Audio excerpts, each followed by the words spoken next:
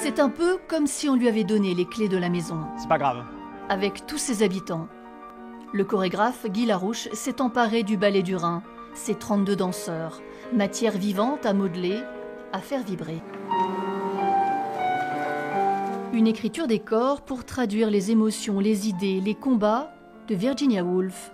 Car de l'écrivaine anglaise, libre et féministe, Guy Larouche a tout absorbé. Ses écrits, son questionnement universel et toujours actuel. Virginia Woolf, for me, is the best example I could give. Pour moi, Virginia Woolf est le meilleur exemple que je puisse donner.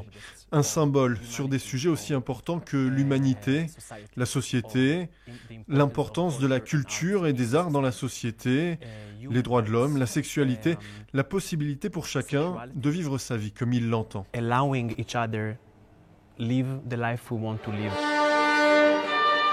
Une vie qui serait sans jugement. Virginia est ainsi incarnée à tour de rôle par les danseuses.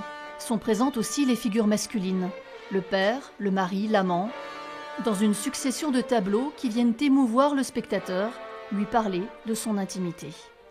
On n'a pas besoin de connaître la vie de Virginia Woolf ou ses œuvres pour être touché par une situation très concrète, par exemple d'une demande en mariage qu'on va refuser, ou bien la disparition d'un être aimé, ou bien l'impossibilité de mettre au monde un être, ce qui lui a été en quelque sorte refusé.